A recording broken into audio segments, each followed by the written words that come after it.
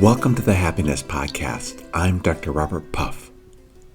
Why does it seem like sometimes it's so easy to make life go well and our lives just seem peaceful and happy, and then at other times, almost in a blink of an eye, this changes and our lives can seem so hard and so difficult? Why is this? I don't know about you, but over the course of my life, I've had some really intense, gnarly dreams. And when I am awakened by these dreams, I can feel the full impact of the emotions that go along with these dreams. For example, I've had several dreams over the course of my life, as you may have too, where someone I deeply love has died in the dream. And then when I wake up, after a few moments, I realize, oh, that was just a dream. And then I relax. But at the time when I wake up, I can feel the full force of the impact of my emotions from the dream. My thoughts create my feelings. Once I'm able to readjust my thoughts, my feelings calm, and I feel better. We all know how powerful these dreams can be. They can seem so real. And when we wake up, it can take a few moments. Or sometimes the feelings last throughout the day, because we're remembering the thoughts we had during our dreams. But once we readjust our thinking, then our feelings subside. But the question I want to ask us is this any different than our own lives? Do our thoughts shape the way we feel, and our thoughts are far more important than what's actually happening?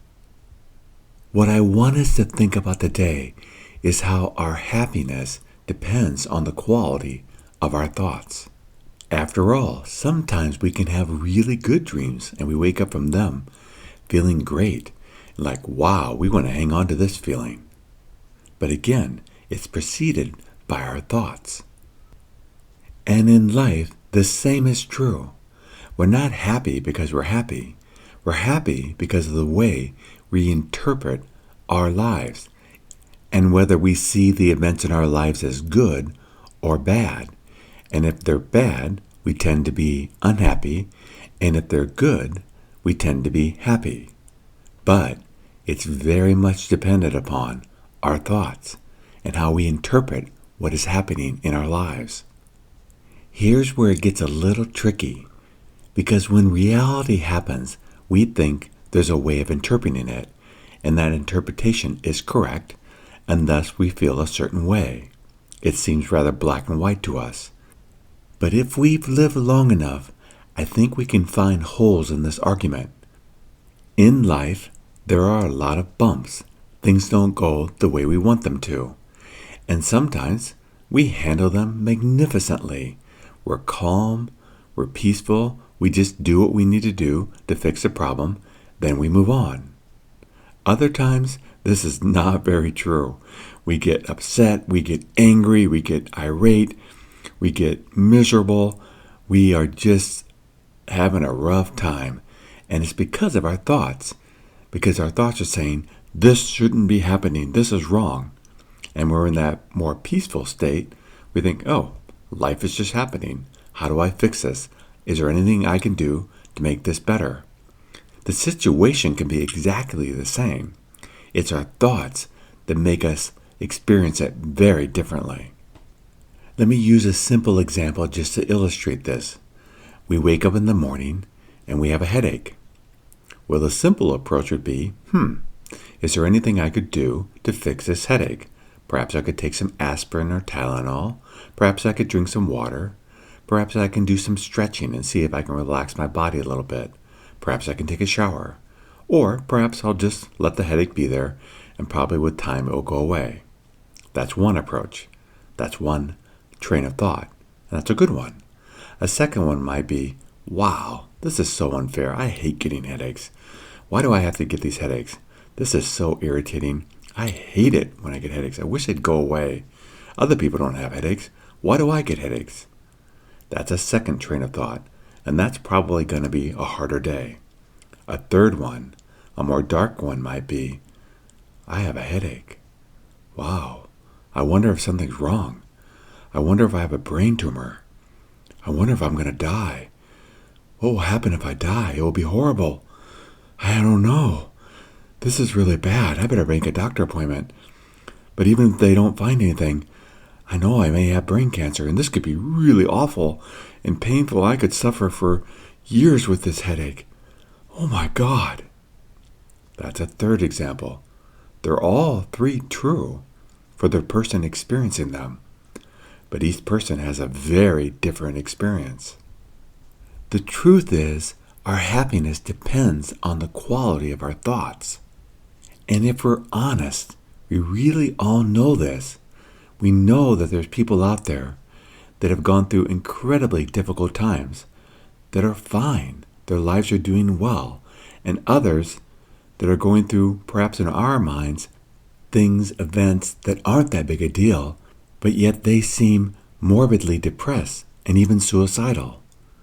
Our thoughts affect the quality of our lives. And what I'm going to say next, you may not like, but I want you to at least be open until the end of the podcast before you make your final judgment. And that is, it doesn't really matter what happens to us. What matters is how we interpret it. Let me start with the small things of life. When we live life, things go wrong. They just do. Lots of things go wrong. But they go wrong because we have expectations of them to go a certain way. And this in and of itself isn't something bad. It's just we really do create expectations. I mean, if we get in our car to drive somewhere, we're hopeful that our car will work well and get us there and won't break down on the way there.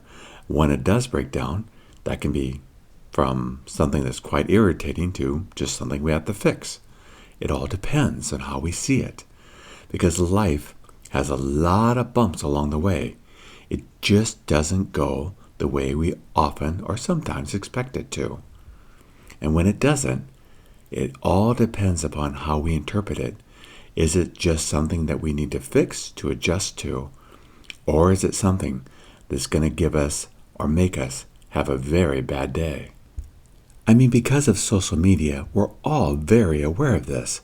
We can watch a YouTube video about someone just freaking out because their order was wrong at a restaurant, or because someone stepped in front of them, or whatever it may be. There are so many videos showing people having horrible days when something rather minor happened. And this can happen to us. But for most of us, we just adjust, and it isn't that big a deal. And for minor things, most of us are surprised, or we find it kind of amusing when someone misbehaves or gets really upset over something minor. And even when we get caught up into something that's minor and get upset over it, later, often very quickly, we realize that was silly, and we let it go. We may even laugh about it, and we just get back to living life. And this is how most of us live on the little things. Again, using traffic as an example. If you drive in traffic, most drivers are polite, they're not in a big hurry, everyone drives smoothly, and even when there's bumps along the way, they just flow with the bumps. The irate driver, the rage rover, are rare. We do see them, but they're rare. We don't see them as often. They just stand out in our memories because they're so incredibly obnoxious in their behavior. I mean, we probably have done it too, so we don't want to judge others, but we need to realize they're the exception and not the rule. So life, when it comes to the little bumps in life, we tend to do better. Those that don't, those that get upset over the little bumps, tend to have very challenging lives, as you can probably imagine, because their thoughts are focused on being upset all day long, and that upsetness creates a lot of unhappiness. And the only difference between an unhappy person and a happy person on these little things is their thoughts, and that probably makes a lot of sense. But when it comes to the big things, this is where we get caught, because when it's a big thing, we think, well, I have a right to be upset, I should be upset, and this should be horrible, and I'm going to let it be horrible, perhaps for the rest of my life, because that's just the way it is. But it's this last statement that catches us. Is that true? I mean, if we believe it's true, because our thoughts create our reality. Our happiness is dependent upon what our thoughts are. And if we think that going through this crisis means we need to be unhappy now, perhaps again for the rest of our lives, and even contemplate suicide as a way to end this unhappiness, then that may be our reality. But no matter what example you could give me, I can guarantee I can find someone who's going through the exact same thing you are, or the example you come up with, and they're going to be doing fine. They may not like what they're going through, but they have adjusted to what they're going through, and life is still good. It's our thoughts that create our unhappiness or our happiness. We have to look at them and say, okay, what am I thinking? Why did I think this event that's happening would never happen to me? I mean, think about the platitude that's out there that bad things happen to good people. They do. They happen to all of us. The question is, why did we think it would never happen to us? Because things happen to all of us. We don't know when. We can't control that. The one thing we can control is our response. Let's use divorce as an example. If we get married, particularly here in the Western world, there's a high probability, 50% chance, that we may get divorced. So when we walk down that aisle, we have to think, this could end a divorce. So when it does, if we're mortified, which of course is sad when things end in divorce, but if we get to the point where we're stuck and our lives are over forever, that's where we've taken it too far. Of course it's appropriate to grieve. Of course it's appropriate to express our emotions. But then we move on. And we're only going to be able to move on if we watch our thoughts and say, what are they? Are my thoughts helping me move on? Or are my thoughts keeping me stuck? The big events in our lives are like our car breaking down. We didn't expect them to happen, but they do happen. And a question to ask ourselves after we may get frustrated because our car broke down, or we're going through a divorce, or we've been diagnosed with cancer, or our child is suffering and going to have health issues, whatever it may be, then we take a deep breath and we say, okay, this has happened. My car, metaphorically, has broken down. How do I deal with this and move on in life? Because life will throw us things, but it doesn't have to be the end of our life. It doesn't have to be even that long of suffering. It just means an adjustment to this change. A change, of course, that we don't like, but one that we can adjust to. As humans, if we watch our thoughts, we can be very good at adjusting to anything. That's how come people have, in many cases, very challenging lives, and yet their lives turn out beautifully. We know this. We all know examples of either people we know or people through history that we've read about or we've learned about that have had incredible challenges in their life, and yet their lives turned out beautifully. The difference between that beautiful life and one of pain and suffering is the thoughts. Events happen to all of us. Sometimes they're big, sometimes they're minor. But the key is, after we feel our feelings, then we say, okay, now what am I going to do to make this work? We can make anything work. Anything. If we don't give up and we keep working towards finding a solution to the problem before us, and sometimes that solution is just acceptance. Oh, my car is broken and it can't be repaired, so now I'm going to not have a car in my life. Or, I've lost my job and I'm too old to get another one and I need to adjust to that.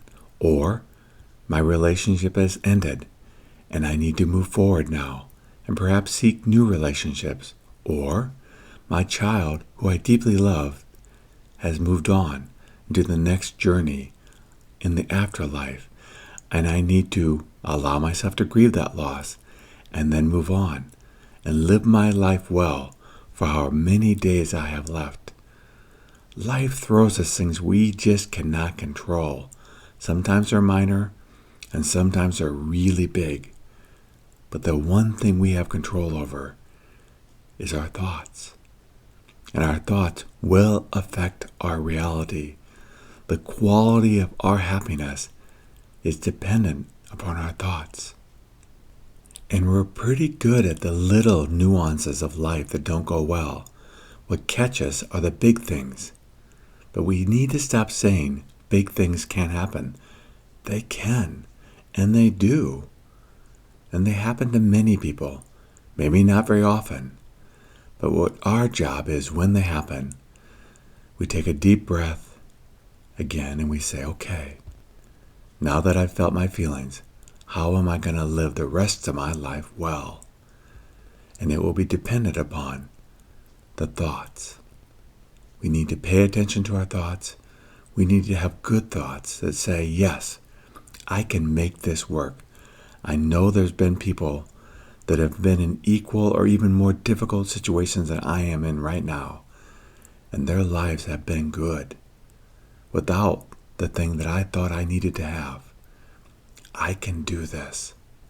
I'm going to work on this, and I'm never going to give up because I believe, deeply believe, that I can have a beautiful life.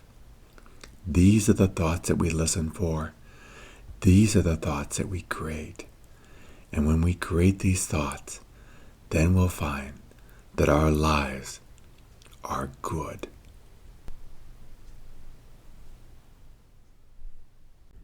Thank you for joining me on the Happiness Podcast. If you are finding these episodes helpful, I would love for you to share your experience with others. The easiest way for new people to listen to this podcast is just refer them to www.happinesspodcast.org.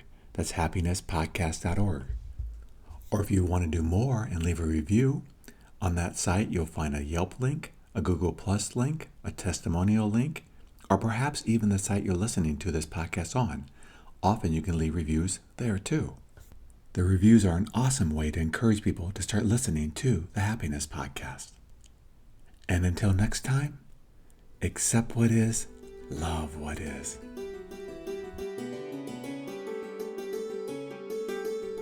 Do you ever wonder why some companies do so well, grow, and just seem to keep coming up with great ideas and keep expanding, while other companies are permeated with negativity, lawsuits, employee turnover, and just overall unhappiness in the workplace? Whichever corporate camp you find yourself in, or somewhere in between, the key to any company's ongoing success is to invest in and help their employees perform at their peak performance. There are very clear and specific things that people can do to perform well at work and in life in general. This is the focus of my podcast, and it's also the focus of my work. Being at the cutting edge of any market is sustained through investment in training employees how to perform well. But sustained growth and productivity requires specific psychological tools in order to continue to perform at peak levels. This is where I can help. I've been studying peak performance for over 30 years now, helping people all over the world. And there are very specific things that have to be maintained in order to sustain this level of performance. When companies invest in their employees are invested in them. Unfortunately, it's quite common for companies to be doing exceptionally well in the marketplace, but for unknown reasons, key employees make poor choices, leave the company, or start struggling and coping with stress-related illnesses. Companies that do well know their business really well, but human behavior works in mysterious ways unless you've been trained to understand the causes and cures of underperformance. If you're a forward-thinking company, perhaps it's time to think about giving your employees skills that may really help them perform well at work and throughout their lives. If you work for or manage a company, and you're ready to learn the skills in order to survive and thrive in any market, in any conditions, or in life in general, I'd love to help. These are the skills I've learned. These are the ones I'd love to bring to your company. True lasting success has to be seen from a broader perspective, not just monetary. And if you're ready to bring about these changes, that's where I can help. To learn more, go to www.successbeyondyourimagination.com. That's successbeyondyourimagination.com. And whether we're at the doorstep of retirement or have many years to go, may we always be growing and be developing our skills not only as successful employees, but as successful human beings.